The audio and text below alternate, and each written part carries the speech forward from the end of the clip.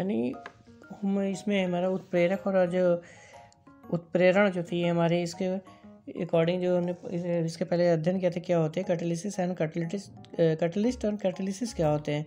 तो इसके अकॉर्डिंग जो उत्प्रेरक हमारे होंगे, उत्प्रेरक और अभिकारक जो ये होते हैं, इनके भौतिक कंडीशन के आधार पर हम इनको उत्प्रेरक को दो भागों में डिवाइड करते हैं, समांग उत्प्रेरण और विषमांग यानी homogeneous catalysis and heterogeneous catalysis. तो इसमें सबसे पहले समांग उत्प्रेरण जो होते हैं इसके अकॉर्डिंग जो हम होता है उत्प्रेरक तथा अभिकारक, इसमें कह सकते हैं यानी फिजिकल एक्टिविटी के हिसाब से देखेंगे तो इसमें उत्प्रेरक तथा अभिकारक जो होंगे हमारे जब एक ही अवस्था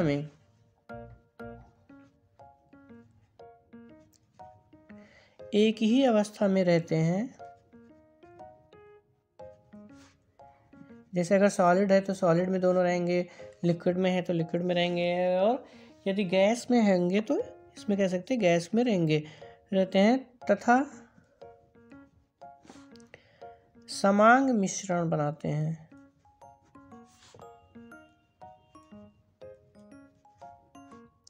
समांग मिश्रण बनाते हैं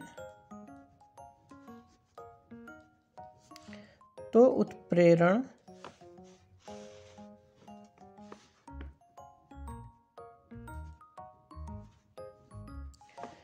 कि इस घटना को यानी उत्प्रेरण की इस घटना को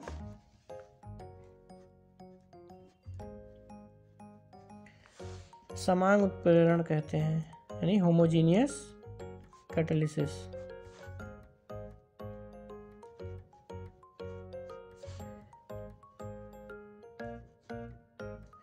इसमें मतलब एक ही जैसे होंगे, जैसे हमारा एग्जांपल इसमें ले लेते हैं, जैसे हमारा क्या होता है सुक्रोज जो होगा हमारा सुक्रोज, इसमें आएगा सी, एग्जांपल है हमारा C12H22O11। तो ये जब हम रिएक्शन कराते हैं H2O की उपस्थिति में तो हमारा जो इसमें तन H2SO4 होगा, यानी जो SO4 होगा ये हमारा कैटालिसिस होगा। इसको जब गर्म करेंगे यानी हीट करते हैं हम तो हमारा क्या बनता है ग्लूकोज C6H12O6 प्लस C6H12, यानी दो मालिक्यूल हमारे जो होते हैं ये ब्रेक हो जाते हैं। तो इसमें जो हमने लिया है ये हमारा क्या होता है लिक्विड यानी जलीय विलयन होता है। जो इसमें शर्करा टाइप ये जो लिया गया सुक्रोज शर्क विलयन होगा, और जो होगा ये तनु भी हमारा क्या H2SO4 जो होगा ये भी हमारा विलयन यानी जलीय होता है, यानी कि लिक्विड फॉर्म में ये दोनों होंगे, यानी एक्वस कह सकते हैं ये भी हमारा जलीय होगा और ये भी यानी कह सकते हैं लिक्विड फॉर्म में हमारा होगा। तो इस तरह से ये दोनों एक ही सेम होते हैं, तो ये हमारा जो होता है इनको हम समांग कहते हैं। इसी तरह से मान लीजिए हमने इसमें सल्फ्यूरिक अम्ल बनाने के लिए जो होता है इसमें शीर्षक विधि में क्या करते हैं SO2 यानी सल्फर डाइऑक्साइड तथा NO सल्फर डाइऑक्साइड जो होता है हमारा नाइट्रोजन ऑक्साइड, ये 2SO3NO का फॉर्मेशन होगा। इसके बाद SO3 जो हमारा होता है H2O, ये H2SO4 यानी H2SO4 का जो सीसमन कक्ष विधि से निकालते हैं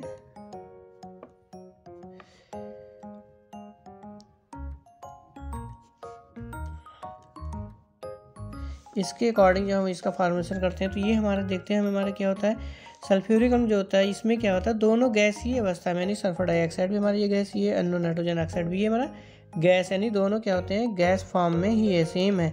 यानी अभिकारक और उत्प्रेरण जो कह सकते हैं दोनों हमारा एक ही फॉर्म में गैस में होता है। तो इसके साथ रिएक्शन कराने पे हमारा जो बनेगा वो इसमें गैस फॉर्म में होने के कारण सेम होने के कारण समांग उत्प्रेरण कहलाता है। इसी तरह से जैसे हम मान लीजिए एस्टल्डिहाइड का फॉर्मेशन कर रहे हैं CH3CHO, एस्टल्डिहाइड को जब रिएक्शन कराते हैं आयोडीन की उपस्थिति में तो ये हमारा क्या होता है वाष्प होता है, यानी कह सकते हैं गैस के रूप में होगा, ये भी हमारा गैस के मतलब वेपर होता है। इसी के अकॉर्डिंग दोनों होंगे तो ये हमारा जो फॉर्मेशन होगा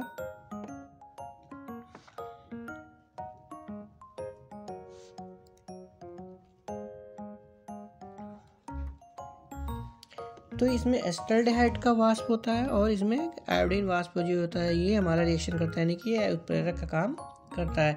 तो इसके अकॉर्डिंग जो होता है तो ये हमारे इसमें देखिए ये गैस के रूप में हो गया, ये भी गैस है, इसमें भी हमारा गैस वाष्प के रूप में क्रिया कराते हैं। ये भी हमारा गैस जो यानी कि कैटलिस्ट है, यानी अभिकारक और गैस यानी जो कैटलिस्ट होंगे और अभिकारक जो होंगे दोनों हमारे एक ही फॉर्म में यानी भौतिक कंडीशन की सेम होती है। सेम होने के कारण ये हमारे समांग मिश्रण यानी समांग उत्प्रेरण कहलाते हैं। इसी तरह से विषमांग उत्प्रेरण जो होंगे हमारे, विषमांग कह सकते हैं,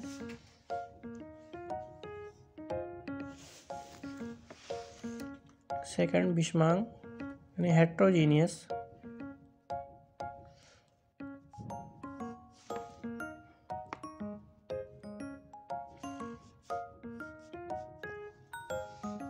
इसमें जब अभिकारक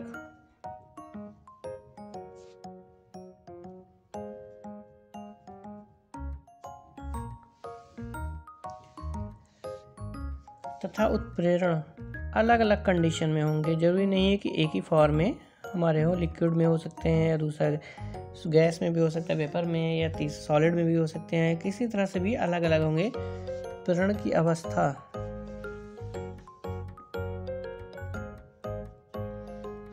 जो इसकी अवस्था फॉर्म होगा ये अलग अलग होती है यानी सेम नहीं होंगे।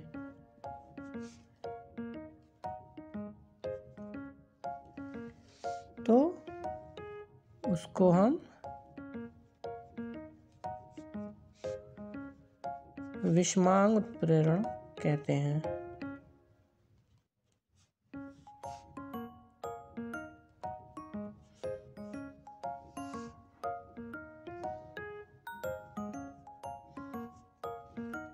यानी जब दोनों एक ही जैसे होंगे तो हमारा सेम होगा, समांग होगा, जब अलग अलग होंगे तो इसमें विषमांग। इस प्रकार के लगभग सभी उत्प्रेरण में लगभग क्या होता है, हमारे उत्प्रेरण जो होते हैं लगभग मान के चलिए ठोस होते हैं, यानी जो उत्प्रेरण हम इसमें यूज करते हैं उत्प्रेरक यानी जो हमारा होगा ये मान के चलिए कि मैक्सिमम क्या होते हैं हमारे ठोस फॉर्म में ही होते हैं। यानी विषमांग में ज़्यादातर हमारे उत्प्रेरक जो होंगे वो ठोस रूप में होंगे।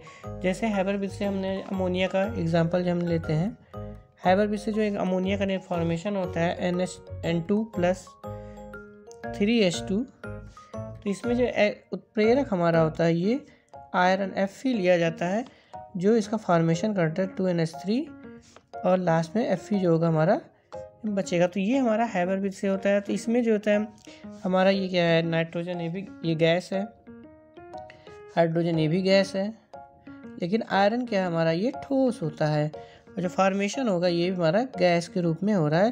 तो यहाँ पे डिफरेंट है, देखिए हमारा ये गैस फॉर्म में है और ये ठोस यानी सॉलिड रूप में होता है, यानी ये अपना वेपर के रूप में है और ये सॉलिड के रूप में है। तो ये हैबरबिज में इसमें निर्माण होता है, इस तरह से कह सकते हैं। इसी तरह हमारे जैसे H2SO4 बनाने में विधि जो की होती है प्लेटिनम उत्प्रेरक की उपस्थिति में होता है। इसमें जो सल्फर डाइऑक्साइड होता है ये गैस में होता है दूसरा, जैसे ये सल्फर डाइऑक्साइड हमारा है O2। तो इसमें जो होगा हमारा ये PT जो लेते हैं प्लेटिनम कह सकते हैं, ये हमारा सॉलिड में होगा और 2SO3 का फॉर्मेशन होगा प्लस PT हमारा जो होगा ये लास्ट में निकल जाएगा। फिर SO3 प्लस H2O का फॉर्मेशन होगा मिला के ये H2SO4 यानी कह सकते हैं हमारा ये सल्फर का बने फॉर्मेशन होगा H2SO4 लिक्विड फॉर्म में होगा, लेकिन ये हमारा जो होता है ठोस के रूप में होता है जो उत्प्रेरक का काम करता है। ये प्लेटिनम जो होता है इसमें। इसी तरह से जो अमोनिया का जो ऑक्सीकरण होता है इसमें नाइट्रोजन ऑक्साइड में, तो ये भी ठोस प्लेटिनम की उपस्थिति में होता है। जैसे हमने NH3 अमोनिया को हमने 5O2 के साथ किया तो ये हमारा प्लेटिनम इसमें भी हमारा उत्प्रेरक के रूप में काम करेगा जो कि हमारा ठोस होगा ये, और इसमें formation 4NONA nitrogen oxide plus 6H2O ये वेपर के रूप में निकलेगा प्लस प्लेटिनम हमारा एक्स्ट्रा ये निकल आएगा।